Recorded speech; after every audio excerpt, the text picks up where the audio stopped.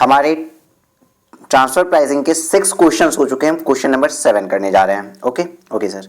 Excel limited is an Indian company in which ZINC, a US company, has 28% shareholding and voting power. It means it is an associate enterprises. हाँ sir, associate enterprises तो है।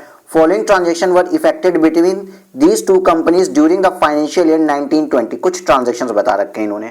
And इसके बाद assume the rate of exchange at $1.64। हमें सारे calculation sir rupees में करनी होगी, क्योंकि हम किसके लिए कैलकुलेशन कर रहे हैं?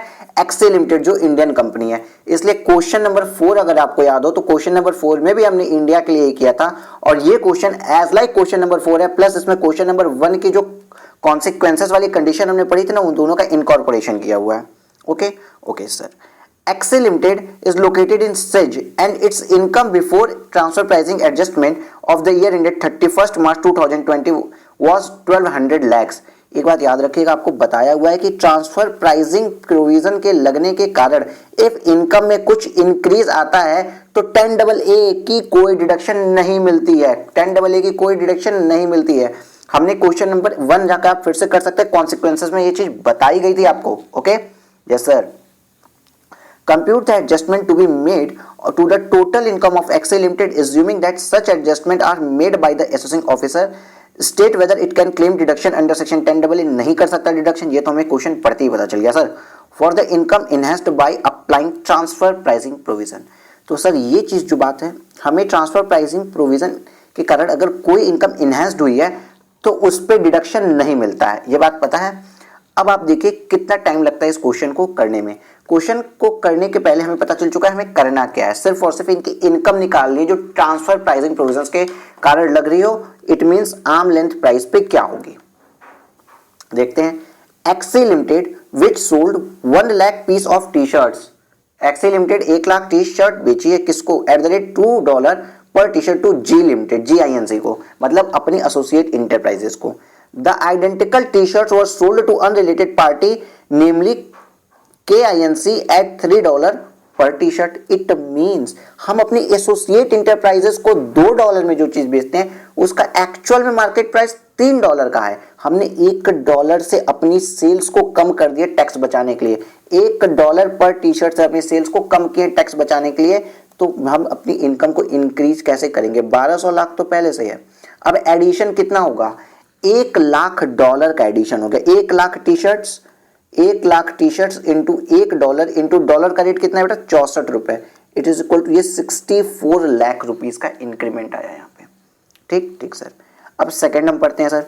Excel limited borrowed $2 lakh from a foreign lender based on the guarantee of ZINC। Sir 10% तक की गारंटी अगर कोई कंपनी देती है तो दोनों कंपनियों को एसोसिएट इंटरप्राइज माना जाता है। यहाँ तो इसने होल $2 लाख के लिए गारंटी दे दी, तो चूंकि ZINC ने पूरे के पूरे $2 लाख के दे दिया है, इट मींस एसोसिएट इंटरप्राइज का रिलेशनशिप आ गया, और एसोसिएट इंटरप्राइज का रिलेशनशिप आ गया है देन सर क्यों चेक करो एसोसिएट इंटरप्राइज का रिलेशनशिप? ये तो यहां बोल ही दिया था, नहीं मैं बता रहा हूं, आपके कंसेप्ट रिकॉल हो जा रहे हैं इससे। ठीक है। For this Excel limited paid $10,000 as a guarantee fee to ZINC। Unrelated party को सेम सर्विसेज देने के लिए ZINC कितना रुपए चार्ज करता है? $7,000। मतलब अपनी एसोसिएट इंटरप्राइज से ज्यादा पैसे चार्ज किए। क्यों हाई अमाउंट चार्ज किए? जिससे कि इसका खर्चा ज्यादा हो जाए, और अपनी बुक्स में अगर ये खर्चा ज्यादा दिखाएगा तो इसकी इनकम कम आएगी और इनकम टैक्स कम देना पड़ेगा। मतलब high expense, fake expense, Golmaal यही हुआ। गोलमाल यहाँ कितने रुपए का हुआ? गोलमाल इसने किया $3,000 का। ऊपर गोलमाल कितने रुपए का हुआ था? ऊपर सर $1 पर टी शर्ट का गोलमाल किया था इन्होंने। अब $3,000 का गोलमाल किया, तो इसको रुपये के टर्म में देखते हैं कितने से अपना खर्चा बढ़ा दिया था। $3,000 इंटू 64 है, हाँ 64 है, करके दिखाइए कितना आता है। $3,000 into 64 that is 1,92,000 rupees, 1.92 lakhs, ये लैख है।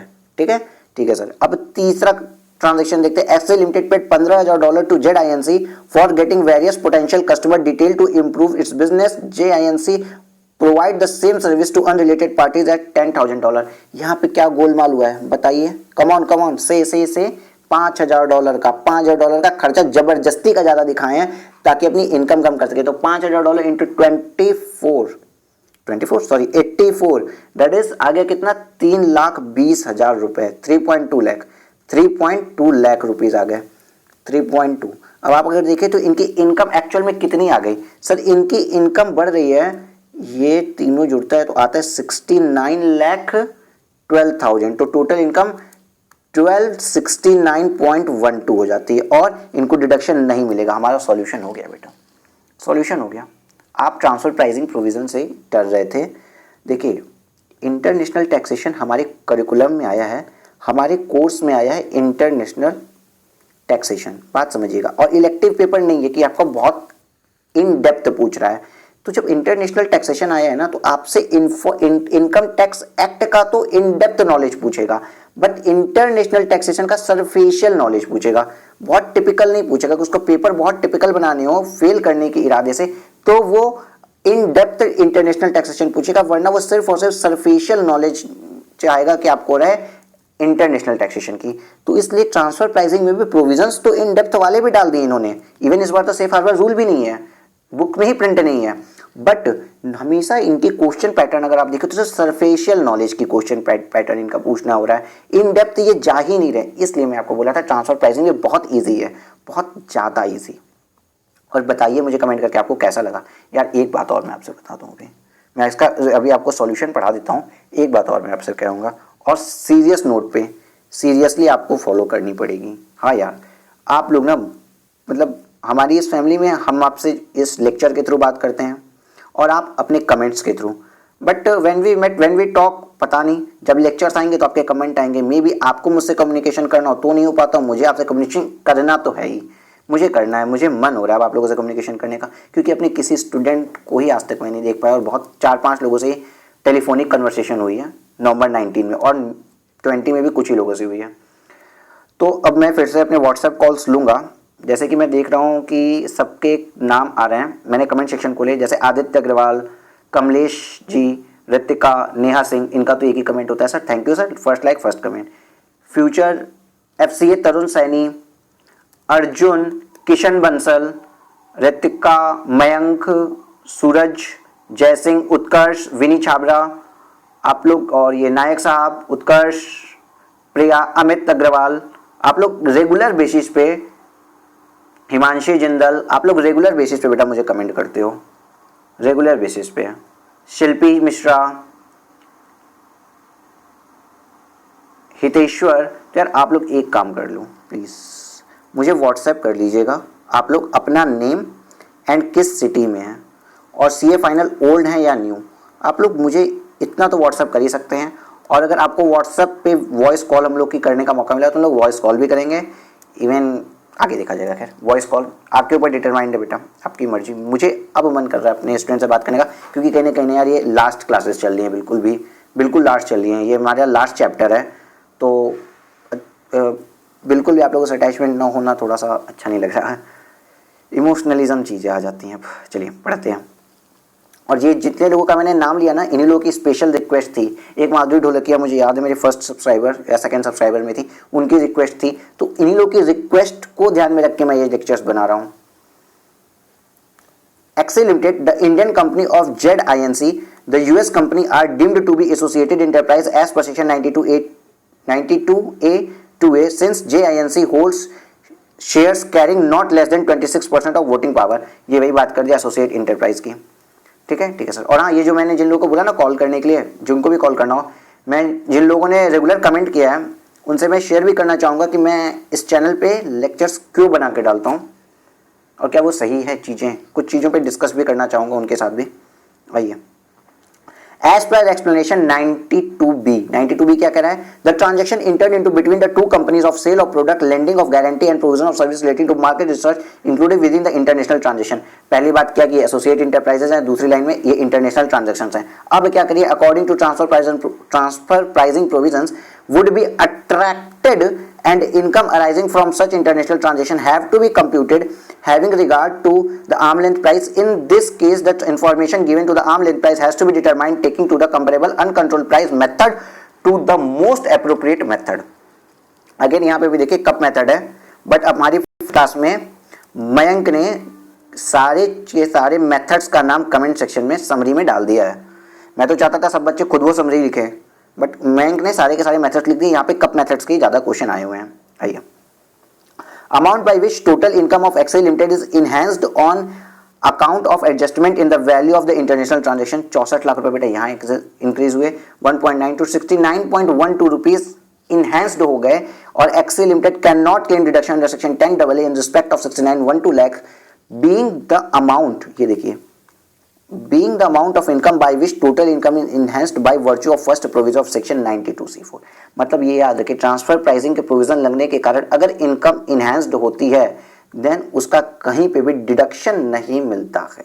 Okay okay okay sir, okay. क्या बेटा ये क्वेश्चन टफ था? अगेन आपका रिप्लाई मुझे पता है सर नहीं था। ट्रांसफर प्राइसिंग इजी है, सरफेशियल ही नॉलेज जाननी है। इस चैप्टर में जितनी थ्योरी है वो आपको करनी है। क्वेश्चन नंबर 8 आइए मैं बता देता हूँ। Question number 8, examine the correctness और otherwise of the following with reference of the provision of the income tax act 1961। हमें बताना है correct incorrect. Transfer pricing rule shall have no implication where the income is computed on the basis of book profit. Correct sir, कैसे correct? ये देखिए, transfer pricing rules तो यार जब हम बुक प्रॉफिट के हिसाब से कैलकुलेट कर रहे हैं, मतलब हम मैट कैलकुलेट कर रहे हैं। मैट कैलकुलेशन में मैंने असेसमेंट ऑफ वेरियस एंटिटीज के चैप्टर में शायद आपको बताया कि मैट कैलकुलेशन में कंपनीज एक्ट के अकॉर्डिंग जो P&L अकाउंट बना है ना, उसके साथ हम प्ले कर रहे होते हैं। मैंने बताया था हम लोग गेम खेल रहे हैं, वो एक तो हम लोग गेम खेल रहे होते हैं कंपनी एक्ट के P&L के साथ खेल रहे हैं, तो उसमें इनकम टैक्स एक्ट के प्रोविजन की बात ही नहीं आती। ट्रांसफर प्राइसिंग के प्रोविजन की तो यहाँ बात ही नहीं आएगी सर, ट्रांसफर प्राइसिंग के प्रोविजन की यहाँ बात ही नहीं आएगी।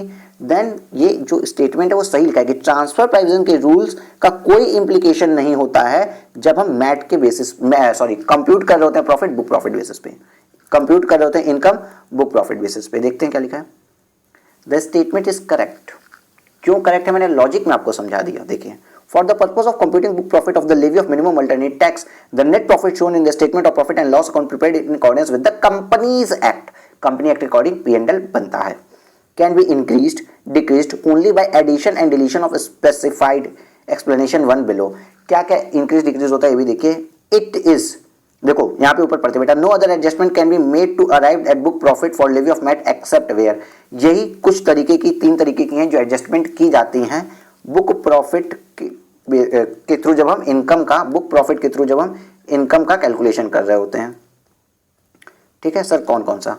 It is discovered that the statement of profit and loss account is not drawn up in accordance with the relevant schedule of, अगर schedule 3 फॉलो नहीं किए ठीक से तो incorrect accounting policies accounting standard have been adopted for preparing the such accounts। मतलब मान लो यार हमने अकाउंटिंग स्टैंडर्ड गलत लगा दिया था सर, गलत लगा लिया मतलब AS2 के अकॉर्डिंग हमको NRV और cost which ever is lower पे हमको इन्वेंट्री की वैल्यूएशन करनी थी। एनआरवी 2 रुपए थी, कॉस्ट 5 रुपए थी, फिर भी हम कॉस्ट पे 5 रुपए पे कर रखे हैं, तो 2 रुपए पे हमें कॉस्ट करना चाहिए था अपने स्टॉक को, तो उस चीज को सही करेंगे। और तीसरा, the method of rate of depreciation adopted is not correct.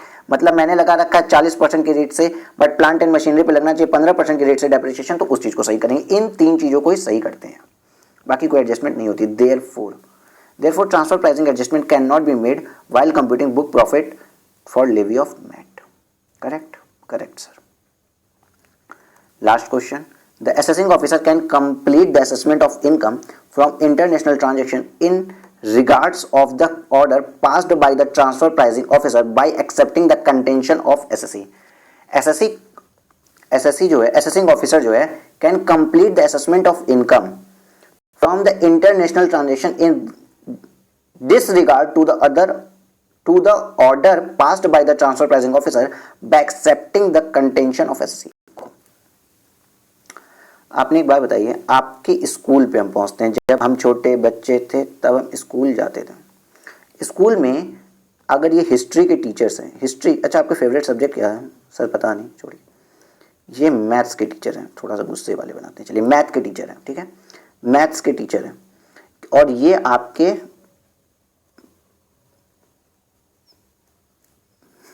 बहुत ज़्यादा गंदी ड्राइंग बन गई यार। ड्राइंग कैसी लगती है आप लोगों को वैसे? ये सब प्रिंसिपल साहब हैं सर, प्रिंसिपल साहब ऐसे हैं, हाँ प्रिंसिपल साहब ऐसे हैं। अब आपके और मान लीजिए ये आपको पनिशमेंट मिलनी है, ठीक है, यहाँ पे आप हैं, ठीक है, ये आप हैं हंसते मुस्कुराते छोटे बच्चे। अब आपको पनिशमेंट मिली है, मैथ्स का टीचर बोलता है मैं तुम्हें 2 डंडे मारूंगा, प्रिंसिपल बोलता है ना 4 डंडे मारना है। अब आप बताइए प्रैक्टिकली क्या होगा? क्या ये जो आपके मैथ्स के टीचर हैं ये बोलेंगे प्रिंसिपल तुम्हारी बात हम नहीं मानेंगे और तुम्हें बस 2 ही डंडे मारेंगे? ऐसा बिल्कुल नहीं होता है।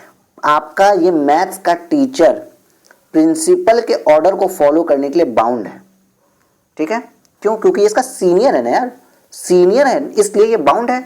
इसी तरीके से अगर आप ये समझिए कि ये एक टीपीओ है, ट्रांसफर प्राइसिंग ऑफिसर है। कौन है सर? ये टीपीओ, ट्रांसफर प्राइसिंग ऑफिसर, और ये असेसिंग ऑफिसर है जो कि टीपीओ का जूनियर है। मतलब टीपीओ जो होता है ये स्पेशलाइज्ड फॉर कौन है? टीपीओ अपने फील्ड में स्पेशलाइज्ड होता है, स्पेशलाइज्ड है ये इन इंटरनेशनल ट्रांजैक्शन में आर्म लेंथ प्राइस निकालने के लिए, ट्रांसफर प्राइसिंग ऑफिसर। तो अगर ट्रांसफर प्राइसिंग ऑफिसर एक स्पेशलाइज्ड सीनियर बोलता है कि आपको गाइडलाइन देता है कि आपको ये काम करने हैं, देन असेसिंग ऑफिसर को अपने सीनियर की बात तो माननी ही पड़ेगी ना। बस यही यहाँ पे पूछा है। यहाँ पे इसने बोला हमारे इस क्वेश्चन में, इसने क्या बोल दिया हमारे इस क्वेश्चन में बेटा, बोला कि इसकी असेसिंग ऑफिसर जो है, ये जो मेरा असेसिंग ऑफिसर है वो ट्रांसफर प्राइसिंग ऑफिसर के ऑर्डर जो हैं उसको भी एक्सेप्ट नहीं कर रहा है, उसको डिसरिगार्ड करके एओ अपना ऑर्डर बना रहा है। मतलब टीपीओ ने बोला कि ऑर्डर ऐसे बनाना है असेसिंग ऑफिसर को, असेसिंग ऑफिसर टीपीओ की बात को कंसीडर ही नहीं कर रहा है। तो इट्स करेक्ट और इनकरेक्ट, ये इनकरेक्ट बात है, उसको अपने सीनियर की बात तो माननी पड़ेगी। बस वही बात है यहाँ पे। देखिए section 92C A4 provide that on receipt of the order, देखो पहले बात तो देखो, it is not correct. Order of the transfer pricing officer determine the arm length price of an international transaction. The assessing officer arm length price decide करने के लिए उसने भेज दिया। अब असेसिंग ऑफिसर क्या करेगा? शैल मतलब बहुत मैंडेटरी है उसके लिए। Assessing officer shall compute the total income in conformity with the arm length price determined by the transfer pricing officer. The order of the transfer pricing officer is binding of the assessing officer. Therefore, the assessing officer cannot complete the assessment of income from international transaction is in disregard order of TPO by accepting the contention raised by the SSE. भाई SSE की contention को तुम देखते हुए, SSC की बात को सुनते हुए, मतलब उस बच्चे आपकी बात को सुनते हुए ऐसा थोड़ी कि मैथ वाला टीचर प्रिंसिपल को डिसरिगार्ड कर दे, नहीं कर सकता ना, क्योंकि स्टूडेंट क्या करे। उसी तरीके से एसएससी की बात को ध्यान रखते हुए एओ तुम ये नहीं कर सकते कि एओ कि तुम टीपीओ के ऑर्डर का भी डिसरिगार्ड कर दो। मतलब टीपीओ के ऑर्डर को फॉलो करना ही पड़ेगा। कंप्लीट बेटा। इस पूरे चैप्टर में कोई भी क्वेश्चन नहीं बचा है, कोई भी क्वेश्चन नहीं बचा जो आपको आ नहीं रहा हो। एंड मैं अपने साइड से आपको कुछ और भी बताना चाहूँगा। ये तो पेज पूरा फुल है, अभी किसी और पेज में आपको बता देता हूँ। जितनी भी ड्राइंग हमने की थी वो तो आप आई थिंक यूज़ करते ही हैं कहीं ना कहीं अपने लिए। देखिए ये एक ट्रांसफ़र प्राइसिंग चैप्टर में एक मैं आपको एडवांस प्राइसिंग एग्रीमेंट पढ़ा देता हूँ। 3 क्वेश्चन, क्योंकि थ्योरी या फिर एमसीक्यू इस पे बन सकते हैं, और एक रोल बैक प्रोविजंस बता देते हैं हम आपको। ये कहीं क्वेश्चंस में नहीं है, इस पे कोई प्रैक्टिकल क्वेश्चन देखिए हम दोनों लोगों को कहीं नहीं मिला, पूरी बुक हमने देख ली है। तो एडवांस प्राइसिंग एग्रीमेंट और रोल बैक जो कि आपका कंसर्न एरिया हो जाता है, आपको प्रॉब्लम क्रिएट करता है, ये नाम ही बड़े अजीब लगते हैं। इसके लिए मैं आपको इसका सिर्फ और सिर्फ सेक्शंस या फिर आपका प्रोविजंस में आपको डिटेल में बता देता हूं। इस पे कोई क्वेश्चंस नहीं है, इसके थ्रू आपके थ्योरी क्वेश्चंस प्रिपेयर हो जाएंगे। आते हैं हम अपनी दूसरी शीट में। ओके बेटा,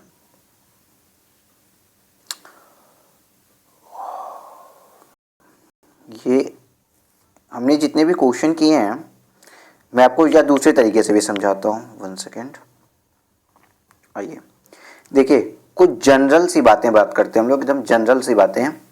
सर होता है कि आप कुछ चीज़ों पे ध्यान रखिएगा। फर्स्ट ऑफ ऑल आप करेंगे क्या, आरटीपी या एमटीपी मॉक टेस्ट पेपर में या प्रीवियस ईयर में किसी में अगर रोल बैक के प्रोविजंस या फिर एपीए के प्रोविजंस, रोल बैक के प्रोविजंस ये सब होंगे तो आप उन सभी को वहाँ से कंसीडर कर लीजिएगा। ये आप खुद से करेंगे क्योंकि हमारी बुक में या आईसीआई के इस मटेरियल में इस पर क्वेश्चंस नहीं है, इसलिए यहाँ पे मेरी भी लिमिटेशन है कि मैं आपको बता नहीं पा रहा हूँ। मैंने भी पॉज करके पूरा देखा, कहीं पे मुझे इसके ऊपर कोई क्वेश्चन नहीं दिखा था इस पीडीएफ में। अब आपको जो जनरल सी बातें मैं बताना चाहूँगा उसमें क्या होता है, देखो इंटरनेशनल ट्रांजेक्शन्स में ये है कोई भी हैरान परेशान आदमी, अब अगर ये मान लो काम कर रहे हो किसी के साथ, जा रहे हैं ये चाइना से माल लेके आ रहे हैं, कोरोना लेके नहीं आ रहे हैं, चाइना से आइटम लेके आते हैं कोई भी प्रोडक्ट और उसको इंडिया में सेल करना चाहते हैं। अब इनको अगर ये सर्टेनिटी मिल जाए कि इनके साथ क्या होगा इंडिया में आने पे, हैं क्या होगा इंडिया में आने पे, क्या क्या मतलब सर, मतलब ये जब इंडिया में आएंगे तो इनके ऊपर टैक्सेस का क्या इफेक्ट पड़ेगा, या तो फिर आप इसको इस तरीके से समझिए, इनकी आर्म लेंथ प्राइस क्या मानी जाएगी। यही दो इनके ऊपर सबसे बड़ा कंस्टेंट होता है कि भाई इनको सबसे बड़ा डर किस बात का होगा कि टैक्सेस क्या लगेंगे, इनका प्राइस क्या माना जाएगा। तो टैक्सेस का प्रोविजन अगर हम देखें तो जीएसटी में हमने काफी हद तक चीजें देखी हुई हैं कि सर जीएसटी में वहां पे ये छोड़िए, जीएसटी की बातें करेंगे भाई, इसको आर्म लेंथ प्राइस का जो टेंशन होगा कि मेरी इनकम टैक्स जो है, इनकम टैक्स यहाँ पे तो ये वाले टैक्सेस मैंने बात की थी, जीएसटी की बात की थी मैंने, वो जीएसटी के प्रोविजंस चाहिए, वो कस्टम लॉ के अकॉर्डिंग जाएगा। जीएसटी या भी छोड़ दीजिए, आपका आईडीटी में कस्टम में आपने पढ़ा क्या होगा। लेकिन आर्म लेंथ प्राइस के बारे में बात आएगी कि कहीं प्राइस जो चाइना मुझसे जो कोट कर रहा है, चाइना को जो हम कोट कर रहे हैं, हमारे बीच में अगर हम लोग एसोसिएट इंटरप्राइज हैं या नहीं भी हैं, सबसे बड़ी दिक्कत तो आती है कि आप लोग हैं या नहीं भी हैं, दोनों के केस में। तो आर्म लेंथ प्राइस क्या डिसाइडेड होगी, आर्म लेंथ प्राइस डिसाइड करने के लिए या ट्रांजैक्शंस को किस प्राइस पे वैल्यू किया जाएगा, या किस मैनर, वो मैनर क्या होगा जिसपे, वो मैनर क्या होगा, वो मैनर क्या होगा जिस मैनर में आर्म लेंथ प्राइस डिसाइड होगा, ये सब चीजें आती है। तो इसका क्या होता है, ये पहले एग्रीमेंट हो जाता है विद द परमिशन ऑफ, पहले पीडीएफ, ये हो जाता है पहले with the approval of central government होता है, किसके, with the approval of central government. ये सब चीजें डिसाइड हो जाता है कि एपीए क्या होगा या क्या मैनर होगा जिससे एपीए डिसाइड होगा, जिसको टेंशन फ्री करने के लिए एज लाइक एडवांस रूलिंग आपने पढ़ा होगा उस तरीके से। सर ये कंसेप्ट बता दिया, तो इसके उसको क्या हो जाता है, एपीए मिल जाता है, एडवांस प्राइसिंग एग्रीमेंट। अब ये advance pricing agreement sir 5 years तक के लिए होता है, या फिर ये पहले भी ब्रेक हो सकता है इफ लॉ में कोई चेंज आ जाए, मतलब एक्ट में चेंज आ जाए, लॉ में चेंज आ जाए, टर्म्स एंड कंडीशन में कोई चेंज हो जाए जिन टर्म्स एंड कंडीशन में ये मिला था, या तो फिर अगर हमें पता चलता है ना कि गलत इंफॉर्मेशन देके फेकली लिया गया है, तो ये वॉइड एब इनिशियो भी हो जाता है। ठीक है, ठीक है सर। अब ये बाइंडिंग किस पे होगा सर, बाइंडिंग, ये बाइंडिंग किस पे होगा, एडवांस प्राइसिंग एग्रीमेंट बाइंडिंग किस पे होगा। तो एक तो एसएससी जिसने ये एप्लीकेशन दी थी, क्योंकि इसके लिए एसएससी एप्लीकेशन देनी पड़ती है, सेम एज लाइक, इसलिए मैं बहुत ज्यादा नहीं समझा रहा, same as like advance ruling में जिस तरीके से आप रूलिंग लेता है कोई एसएससी, तो उसी तरीके से एसएससी बाई एसएससी करता है, और जिस एसएससी ने इसके लिए एप्लीकेशन दी केवल उसी पे एप्लीकेबल होता है, किसी और पे एप्लीकेबल नहीं होता है, और ये 5 साल तक के लिए एप्लीकेबल रहता है। एंड ये चाहे तो पीछे के 4 सालों में भी, पीछे के 4 सालों के लिए भी एडवांस प्राइसिंग अप्पा का प्रोविजन फॉलो कर सकता है, उसको इसमें उसको कहते हैं roll back provision. Roll back के लिए क्या कोई ऑप्शन है कि हम इस ईयर को चूज करेंगे सर, हम इस ईयर को चूज करेंगे और इस ईयर को चूज नहीं करेंगे, ऐसा नहीं कर सकते, आपको चारों ईयर्स का एक साथ लेना पड़ता है। हाँ, इफ ऐसा है कि इस ईयर में आपने कोई ट्रांजैक्शंस ही नहीं किए थे, इंटरनेशनल ट्रांजैक्शन, तो चलेगा, तो कोई बात नहीं, देन इसको आप इसको इग्नोर कर सकते हैं इस ईयर को, ओके, बट सिलेक्टिव बेसिस पे नहीं लिया जाता है। और भी कुछ बातें हैं रोल बैक प्रोविजंस की, आई थिंक और तो कोई बातें नहीं बनती है।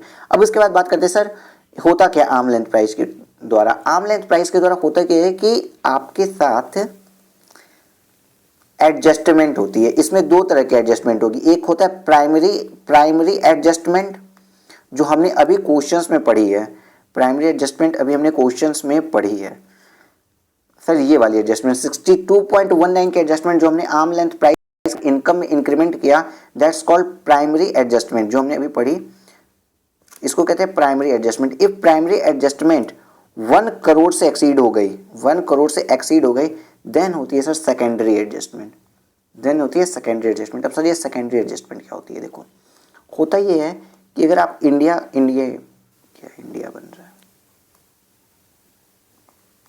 ये इंडिया है, अगर आप इंडिया से बाहर किसी और कंट्री के साथ कोई ट्रांजैक्शन किए और वहां पे प्राइमरी एडजस्टमेंट करके आपकी 200 करोड़ की इनकम को दिखा दिया गया कि 200 करोड़ की आपको ज़्यादा इनकम हुई थी, बट जब आपने सेल्स की, थोड़ी सी डाटा पे ध्यान रखिएगा, सर 200 करोड़ की एक्स्ट्रा इनकम कैसे दिखाई? आपने बोला कि 1000 करोड़ की सेल थी, बट एडवांस प्राइसिंग एग्रीमेंट आया, उसने बोला नहीं नहीं ये 1200 करोड़ की सेल थी, तो आपका सेल्स फिगर इसने 1000 से कितना कर दिया? 1200 करोड़ कर दिया।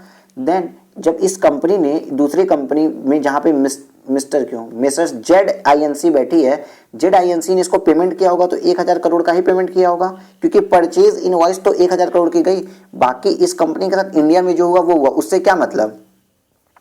हाँ सर ये बात तो आपने सही कही, इंडिया में जो हुआ उससे हमें क्या मतलब? तो जब 200 करोड़ से आपका बढ़ा दिया गया सेल्स फिगर और उसके अगेंस्ट आपको 1000 करोड़ की इनकम हुई, तो माना जाएगा ये 200 करोड़ रुपए आपने इस दूसरी कंपनी को ZINC को क्या दिया? लोन दिया है। और इस लोन पे फिर आपको इंटरेस्ट लाना पड़ेगा, और इस इंटरेस्ट लोन पे आपको इंटरेस्ट की इनकम मान ली जाएगी, चाहे हो रही हो नहीं हो रही हो, लोन पे इंटरेस्ट की इनकम मान ली जाएगी और इस इंटरेस्ट पे आपको टैक्स भरना पड़ेगा। सर तो इस 200 करोड़ का क्या कुछ कर सकते हैं? इस 200 करोड़ का सर क्या कुछ कर सकते हैं? जी हाँ, इस 200 करोड़ को रिपैट्रिएट करना पड़ता है, रिपैट्रिएट करना पड़ता है with in 90 days, with in 90 days repatriate करना पड़ता है। अगर मैं ठीक से फिर से समझाने की कोशिश करूं तो हुआ क्या, आप इंडिया में थे, एक आदमी बाहर का था, आपने इसको जो सामान बेचा उसकी कीमत आपने लगाई 1000 रुपये, बट इसने आपको दे भी दी 1000 रुपये, बट यहाँ पे जब गवर्नमेंट आई, गवर्नमेंट ने बोला कि ये 1200 रुपये की थी, अब 200 रुपये वापस लाओ। अगर आप वापस नहीं ला पाते हो या रिपैट्रिएट करो, अगर रिपैट्रिएट कर लेते हो within 90 days then it is okay, but अगर आप रिपैट्रिएट नहीं कर पाते तो गवर्नमेंट कहेगी कि आपने इस 200 रुपये का इसको लोन दिया, इस लोन पे आपको इंटरेस्ट भी मिलता होगा और ये जो इंटरेस्ट हो रहा है इस पर भी टैक्स भरिए। सीधा सीधा फंडा यही है। अब सर एक न्यू अमेंडमेंट आई है, ये मैंने बताया क्यों? ये मैंने आपको सिर्फ और सिर्फ इसलिए बताया क्योंकि एक न्यू अमेंडमेंट आई है, और अमेंडमेंट आई क्या है, आज तक कोई प्रोविजन नहीं था। अगर जैसे मान लीजिए कि ये 2001 में होता, एग्जाम्पल है 2009 ले लो, और ये आज ये 2019 की बात हम आते हैं, अगर ये 2009-2019 का केस होता और 2009 से ये 200 लाख रुपए वापस नहीं आ पाए होते, तो हर साल डीम्ड इंटरेस्ट होता, मान लेता कि इंटरेस्ट इसने कमाया और टैक्स भरना पड़ता। बट अब एक रूल आ गया है कि इफ आप ये पैसा रिपैट्रिएट नहीं कर पा रहे हैं, देन कोई बात नहीं, आप 18% plus 12% surcharge plus 4% health and education 6, yes 200 के अमाउंट पे आप इतना भर दीजिए, 18% टैक्स, 12% सरचार्ज एंड 4% सेस। अगर आप इतना भर देते हैं तो मान लिया जाएगा कि आपने रिपैट्रिएट कर लिया पैसा, यार नहीं भी किया तो मान लिया जाएगा आपने हमें टैक्स मिल गया तो हम इंटरेस्ट नहीं लगाएंगे। ये थी अमेंडमेंट और ये मुझे आपको बताना था इस बार, इसलिए मैंने पूरी बात बताई। आपको कोई भी क्वेश्चन मिलता हो तो रोल बैक प्रोविजंस के क्वेश्चंस मिलते हो या फिर अदर कोई क्वेश्चंस मिलते हो, रोल बैक प्रोविजंस हुए, अपा के हुए, या फिर ये रिपैट्रिएशन का मिले, कहीं पे भी मॉक टेस्ट पेपर RTP, तो आप जरूर से इन क्वेश्चंस को खुद से प्रैक्टिस कर लीजिएगा। अच्छा सर एक और चीज़, अच्छा रोल बैक में अगर मैं थोड़ा सी और बात आपको बताना चाहूँ, जैसे मान लीजिए आपने रोल बैक लिया, रोल बैक में आपने ITR में कोई इनकम डाली थी, अच्छा हो क्या सकता है, ITR की इनकम हो सकती है, अब असेसिंग ऑफिसर ने आपका जब ऑर्डर बनाया तो कोई इनकम हो सकती है, और रोल बैक प्रोविजन लगाने के बाद रोल बैक प्रोविजन के कारण कोई इनकम आ सकती है, रोल बैक के कारण कोई इनकम आ सकती है। जब आपने रोल बैक प्रोविजन लगाया तो हो सके आपने अपना एडवांस प्राइसिंग एग्रीमेंट किसी और तरीके से दिखाया हो, परचेज प्राइस वगैरह सब कुछ फिर से कुछ कंसीडर किया हो। मान लीजिए पिछले साल के तो बेटा ITR जा चुके होंगे ना, ये तो है ना, ये तो बात आप मानते हो कि आपने रोल बैक में जिस ईयर में किया, रोल बैक में आपने जिस ईयर में अप्लाई किया उसके पीछे के जब 4 सालों का आपको रोल बैक मिल रहा है, तो हो सकता है इस ईयर की आपने ITR तो भरी दी होगी, इन सभी ईयर्स की यहाँ से ITR चली गई, तो आपने ITR में मान लीजिए 2 लाख रुपए इनकम दिखाई, ठीक। अब इस ईयर का जब असेसिंग ऑफिसर ने आपका असेसमेंट किया तो उसने 2 लाख को बढ़ा के 2,80,000 रुपये इनकम बना दी। ये तो असेसिंग ऑफिसर कर ही सकता है, हाँ सर 2,80,000 रुपये इनकम बना दी।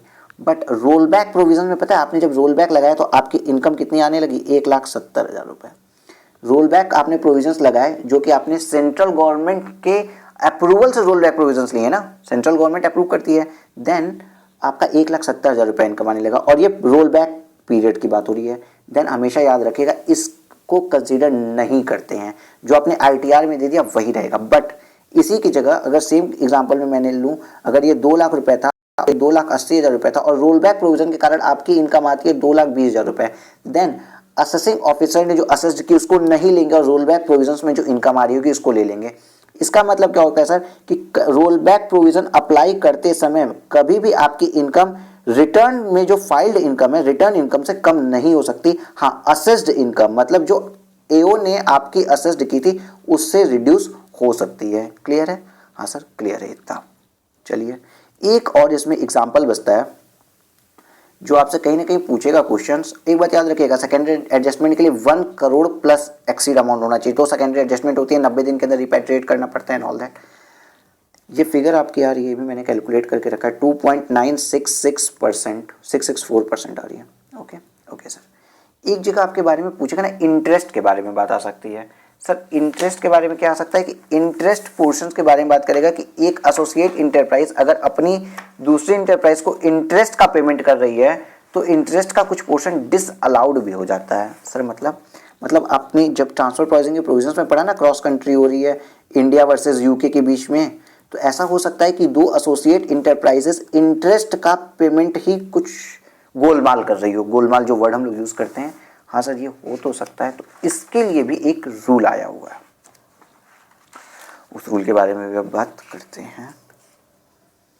If associate enterprise, both associate enterprise हैं, मतलब एक एसोसिएट इंटरप्राइज अपनी दूसरी एसोसिएट इंटरप्राइज को इंटरेस्ट का कोई पेमेंट कर रही होती है, यहाँ पे सीलिंग लिमिट लग जाती है 30% ऑफ EBITDA।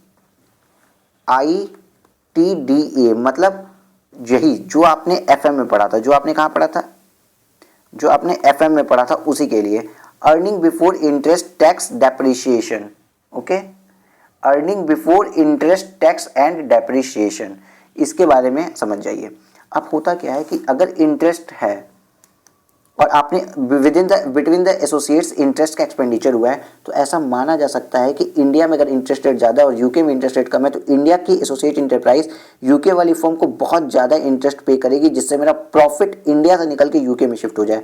यहाँ पे 5% ही टैक्स रेट है, यहाँ 5% ही टैक्स रेट लगे, और यहाँ पे 40% टैक्स रेट है, 40% टैक्स लगे। तो हो सकता है कि इंटरेस्ट के दिखा दे कि इसने अपनी हेड ऑफिस से लोन लिया या अपनी होल्डिंग से लोन लिया और उसको huge amount heavy interest payment कर रहा है। इसके लिए इन्होंने रूल लाया कि इंटरेस्ट पे कैप लगेगा। इंटरेस्ट पे क्या लगेगा, कैप लगेगा कि इंटरेस्ट की लिमिट फिक्स हो जाएगी। अब वो सर इंटरेस्ट की लिमिट क्या फिक्स इन्होंने की, इंटरेस्ट की लिमिट उन्होंने कर दी 30% of earning before interest tax depreciation. ठीक है, इन सब चीजों के पहले की बात कर दी। अब मेरा मार्कर चलना एक बार हो गया है बंद, क्या चल जाएगा, एक सेकंड लगता है चल ही जाएगा मार्कर, कलर बदल रहा है सब कुछ। हाँ आगे फाइल्स कुछ ज़्यादा ही हैवी हो गई हैं। तो इन्होंने क्या रूल निकाल दिया, 30% ऑफ, कुछ भी हो सकता है, 30% ऑफ EBITDA, याद रखेगा। एबिटा, एबिट आप पढ़ते हैं उसके आगे डीए लगा हुआ है, एबिट आपने एफएम में सब कुछ पढ़ा हुआ है। सर तो इसका क्या मतलब, अगर आपका earning before interest depreciation and income tax, earning before interest, interest का पोर्शन में जुड़ जाएगा, earning before interest depreciation and income tax के पहले आपकी अर्निंग अगर मान लीजिए 700 करोड़ है, चलिए 700 करोड़ है, ठीक है, earning before depreciation interest and tax, या फिर हम अदर एग्जांपल लें, मैं 1000 की फिगर में ले रहा हूँ जिससे थोड़ा इजी हो जाए, 1000 करोड़ है, ठीक है। देन और आपने इंटरेस्ट का एक्सपेंडिचर दिखाया था 450 करोड़, देन इसका 30% ही, मतलब 300 करोड़ ही इंटरेस्ट आपको अलाउड होगा, और आपकी अर्निंग पता है कितनी आएगी, 1000 माइनस 300 इज इक्वल टू 700, ऐसा हो जाएगा। इसके बाद आप डेप्रिसिएशन लगाइए और टैक्स लगाइए। बट अगर अर्निंग यहाँ पे क्या है, ये आपने 450 करोड़ की जगह 250 करोड़ ही दिखाया होता और आपका 1000 का 30% 300 करोड़ आ रहा है, तो क्या 300 लेते, नहीं, ये लोअर लेते, मतलब 30% of earning before 13% of earning before interest tax depreciation and actual interest amount which ever is lower का लेते हैं। तो ये एक छोटा सा प्रोविजन मुझे बताना था जो इंटरेस्ट के कैलकुलेशन के लिए क्वेश्चन पूछ सकती है ICAI MCQ बना के, अदर कोई भी इंस्टीट्यूशन ICMA CS वाले, जो आप लोग CS लुक के वाले भी कुछ स्टूडेंट्स कर रहे हो, वो सभी मेरे पास इसके क्वेश्चंस अवेलेबल मेरी ICAI मॉड्यूल में नहीं है, इसलिए इस पर मैंने क्वेश्चंस नहीं बताए, बट इनके प्रोविजंस को थोड़ा थोड़ा मैंने आपको बता दिया। एंड ये जो रेड मार्क मैंने किया ये मोस्ट इंपॉर्टेंट है क्योंकि इस बार की अमेंडमेंट है। ठीक है, ठीक है बेटा, तो अपना इंटरनेशनल टैक्सेशन का कंप्लीट सिलेबस यहाँ पे आज फिनिश होता है। अब happy reading, stay home stay safe, ये तो फिक्स लाइन है, बट यार पढ़ते रहना। और अगर जून में एग्जाम्स होते हैं, जो कि प्रोबेबल है, होने ही चाहिए, कुछ लेटेंट कोविड केसेस तो आ चुके हैं वैसे, बट अगर होते हैं तो make sure you will clear it in a single shot. Okay, take care, bye bye, happy reading, stay safe.